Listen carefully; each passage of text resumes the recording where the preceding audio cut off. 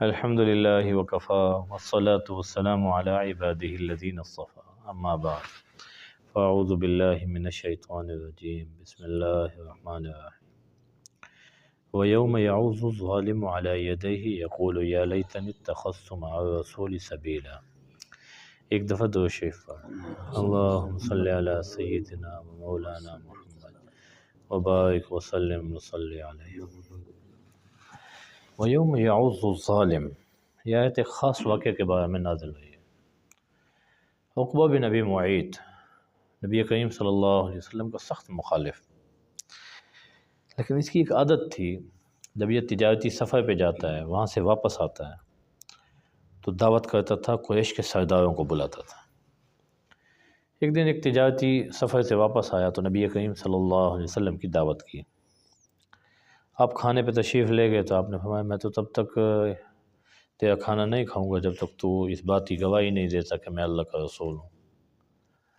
اب یہ خاموش ہو گیا، کہنے لگا نہیں جی آپ کھانا کھائیں. حضور نے فرمایا میں تو ایسا نہیں کھاتا. اس نے کلمہ پڑھ لیا، اشہد ان لا الہ الا اللہ واشہد ان محمدا عبدہ ورسولہ. حضور نے کھانا کھایا، تشریف لے گئے. ابی بن خلف اس کا دوست تھا، اس کو اطلاع ملی، فوراً اس کے پاس پہنچ گیا. کہنے لگا یہ تو نے کیا کیا ہے، تو بے دین ہو گیا ہے. اس نے کہا یار دیکھو محمد صلی اللہ علیہ وسلم بڑے آدمی ہیں اور عرب کے سردار مانے جاتے ہیں، وہ میرے دسترخوان پہ بیٹھے تھے. اب انہوں نے یہ شرط لگائی ہے کہ جب تک میں کلمہ نہیں پڑھتا وہ کھانا نہیں کھائیں گے. وہ بغیر کھانا کھانے چلے جاتے، میری رسوائی ہوتی. میں نے اس رسوائی سے بچنے کے لیے میں نے کلمہ پڑھ لیا، دل سے نہیں پڑھا. اس نے کہا مجھے یقین نہیں آیا، اب میں تب تیرے پہ راضی ہوں گا جب تو جا کر نعوذ باللہ محمد صلی اللہ علیہ وسلم کے چہرے پر تھوک پھینکے. اب یہ عقبہ بن ابی معیط اس دوستی میں آ کر ایسے چل پڑا، نبی کریم صلی اللہ علیہ وسلم پر تھوک پھینکنے کی کوشش کی. فرشتے نے اس کا تھوک واپس اس کے منہ پہ پھینکا، یہاں گیا الٹی طرف اور وہاں اس کی وہ جگہ جل گئی، جھلس گئی اور مرتے دم تک اس کے وہاں نشان رہ گیا. عقبہ بن ابی معیط یہ غزوہ بدر میں مارا گیا. ابی بن خلف غزوہ احد میں نبی کریم صلی اللہ علیہ وسلم کے ہاتھ سے مارا گیا. حضور نے فرمایا دو آدمی ایسے ہیں جو سب سے زیادہ جہنم میں عذاب میں ہوں گے. ایک وہ آدمی جس نے کسی نبی کو قتل کیا ہو اور دوسرا وہ آدمی جس کو کسی نبی نے قتل کیا ہو. یہ دونوں سخت عذاب میں ہوں گے، ان جیسا کسی کافر کو عذاب نہیں ہو رہا ہوگا. اور نبی کریم صلی اللہ علیہ وسلم نے جنگ میں اس طرح سے حصہ لیا ہے، جب کسی کافر کو کوئی حملہ کر دیتا تھا وار روکتے تھے، پلٹ کے وار نہیں کرتے تھے، دوسرے صحابی کو موقع دیتے تھے کہ یہ اس کو مارے. میدان جنگ میں بھی امت پہ اتنی شفقت کہ دوسرا مرے، میرے ہاتھ سے نہ مرے کہ یہ جہنم میں سب سے زیادہ تکلیف میں ہوگا. لیکن ابی بن خلف نبی کریم صلی اللہ علیہ وسلم کے اپنے ہاتھوں سے مارا گیا ہے. اب اللہ اسی کیفیت کو بیان کر رہے ہیں. فرمایا یوم یعض الظالم علی یدیہ، اس دن کو یاد کرو جب یہ ظالم یعنی عقبہ بن ابی معیط اپنے ہاتھ ایسے دانتوں میں لے کر کاٹ رہا ہوگا. وہ کہے گا یا لیتنی اتخذت مع الرسول سبیلا، کاش میں دنیا میں رسول اللہ صلی اللہ علیہ وسلم کے راستے پہ چل پڑتا. یا ویلتا لیتنی لم اتخذ فلانا خلیلا، اے کاش میں فلاں کو اپنا دوست نہ بناتا. یہاں فلاں سے مراد ابی بن خلف ہے، لیکن مفسرین فرماتے ہیں یہ صرف عقبہ بن ابی معیط کی کہانی نہیں ہے. نبی کریم صلی اللہ علیہ وسلم نے فرمایا آدمی ہمیشہ اپنے دوست کے دین پر ہوتا ہے.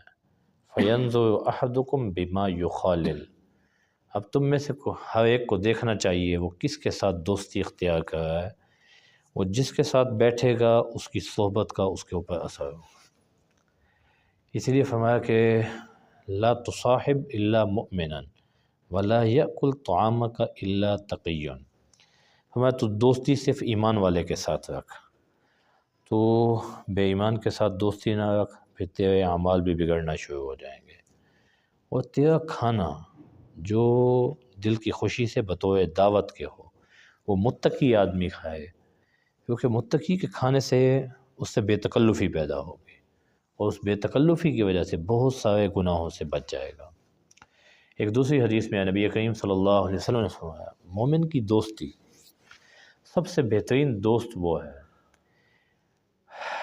جس کا دیکھنا تمہیں اللہ کی یاد دلا دے، جس کی گفتگو تمہارے علم میں اضافہ کر دے، اور جس کا عمل تمہیں آخرت کے اعمال کے قریب کر دے۔ ہمارا یہ سب سے بہترین دوست ہے۔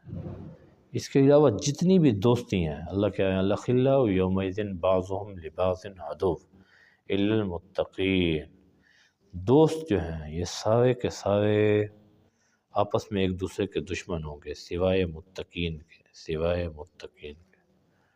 ابھی ہماری بات چل رہی تھی نا نکاح کے موضوع پہ، ایک بات یاد آئی۔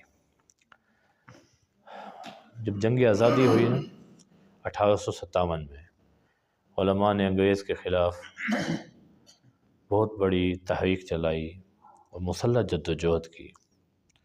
اب شاہ ولی اللہ رحمہ اللہ کے خاندان میں مولانا اسماعیل شہید رحمہ اللہ، یہ سید احمد شہید صاحب کے ہاتھ پہ بیعت ہوئے۔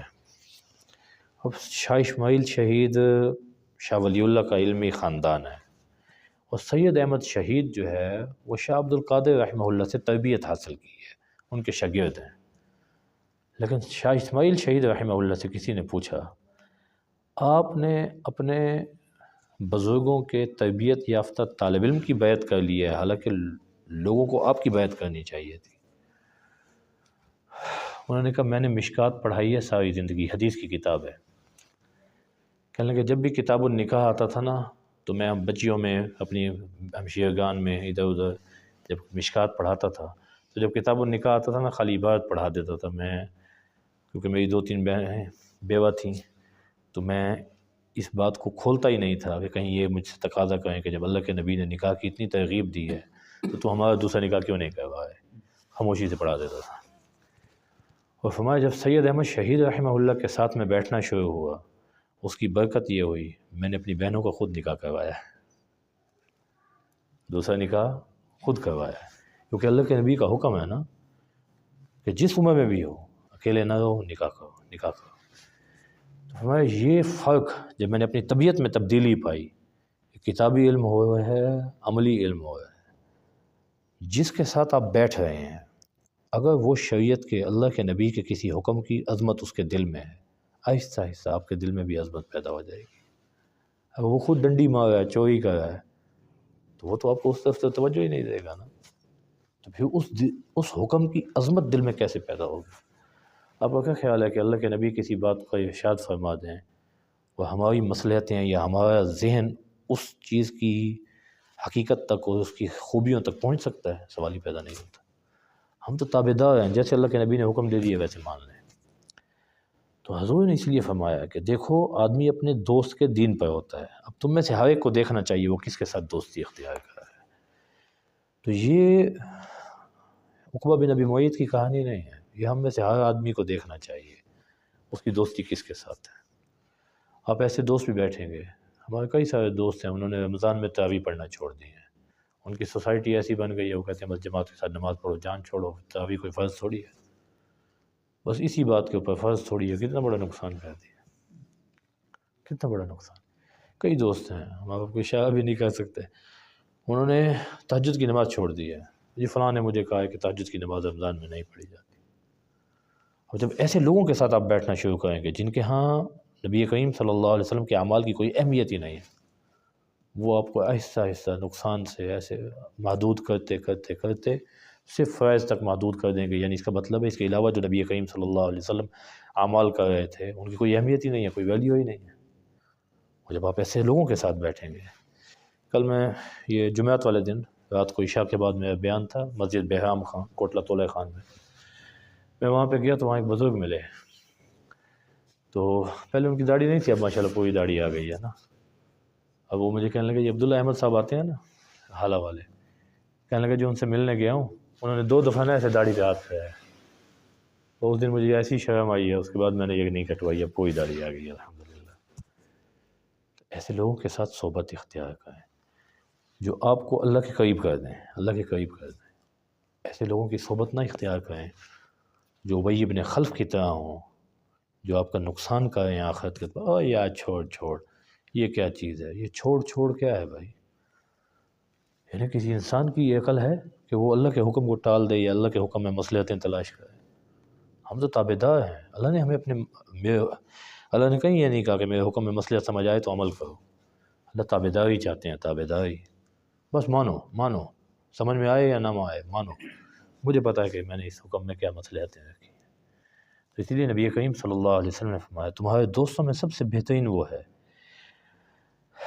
جس کا دیکھنا تمہیں اللہ کی یاد دلا دے، جس کی گفتگو تمہارے علم میں اضافہ کر دے، اور جس کے اعمال کو دیکھ کر تمہیں آخرت کے اعمال کی یاد آ جائے، یہ تمہارے دوستوں میں سب سے پہلے سب سے بہترین دوست ہے۔ اب یہ وہاں پہ کہے گا لم اتخذ فلانا خلیلا، کاش میں نے فلاں کو دوست نہ بنایا ہو۔ اب یہاں فلاں کا لفظ کہا ہے، اللہ نے ابی بن خلف کا نام نہیں لیا۔ ہر آدمی اپنے اپنے دوست کا نام لے گا، کاش اس منحوس کو میں نے دوست نہ بنایا ہوتا، اس نے مجھے برباد کر دیا۔ ہر آدمی یہاں فلاں سے ہر آدمی کا اپنا اپنا ایک دوست ہے جو اس کو گمراہ کر رہا ہے۔ فرمایا ہر آدمی قیامت کے دن یہی کہے گا، کاش کہ میں نے فلاں کو دوست نہ بنایا ہوتا۔ لقد اضلنی عن الذکر بعد اذ جاءنی، اس نے مجھے نصیحت سے گمراہ کر دیا، حالانکہ وہ نصیحت مجھ تک آ چکی تھی، میں سمجھنے لگا اور اس نے مجھے اس سے روک دیا۔ وَكَانَ الشَّيْطَانُ لِلْإِنسَانِ خَذُولًا، اور شیطان کی عادت ہی یہی ہے، وہ انسان کو عین موقع پر اکیلا چھوڑ کے بھاگ جاتا ہے۔ خذول، اکیلا چھوڑ کے بھاگ جاتا، پھنسا کے بھاگ جاتا ہے۔ وہاں تو شیطان کہہ دے گا میں نے تھوڑا ان کو مجبور کیا تھا، میں نے تو رائے دی تھی، ان کو اچھی لگی، انہوں نے خود اپنا لیا، میں نے کون سا گن پوائنٹ پہ یہ کام کروایا تھا۔ تو شیطان کی عادت ہے۔ اللہ تعالیٰ ہم سب کی حفاظت فرمائے، اللہ ہمیں اچھی سنگت، اچھی صحبت عطا فرمائے، اور اللہ ہماری ترجیحات جو ہے نیک صالح لوگوں کے ساتھ بیٹھنے کو بنا دیں۔ اللہ نیک لوگوں کے ساتھ زندگی اور نیک لوگوں کے درمیان اللہ حشر فرمائے۔